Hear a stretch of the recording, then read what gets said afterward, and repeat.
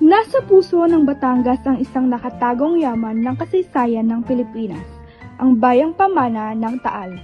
Dito matatagpuan ang Basilika ng Taal, ang pinakamalaking simbahang Katoliko sa buong Asya.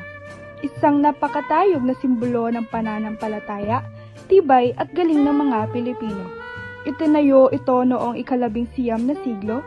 Ang arkitekturang barok at marangyang loob nito ay hindi lamang kasiyahan sa mata, kundi isang paglalakbay sa nakaraan. Isang maikling lakad mula rito ang Museo Apacible, dating tahanang pamana ni Don Leon Apacible, isang makabayan, abogado at revolusyonaryo.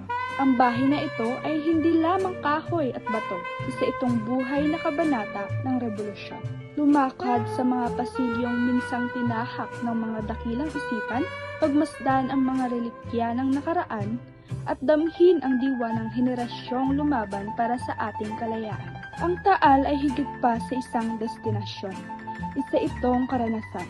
Isang lugar kung saan ang nakaraan ay nananatiling buhay sa bawat sulok, kung saan ang kasaysayan ay umayakap sa iyo at ang mga kwento ay muling nabubuhay. Kaya halina't tuklasin ang Taal, Batangas, hanapin ang mga yaman nito, parangalan ang mga bayani nito at maging bahagi ng patuloy nitong kwento.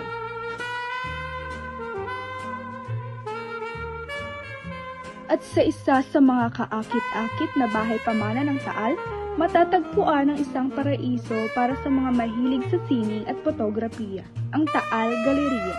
Ang mga kamerang ito ay hindi lamang mga koleksyon, sila'y mga tagapagsaraysay. Bawat lente ay isang bintana sa nakaraan. Pumuli ng mga sandaling humubog sa mga panahon at nagbigay inspirasyon sa mga saling lahi.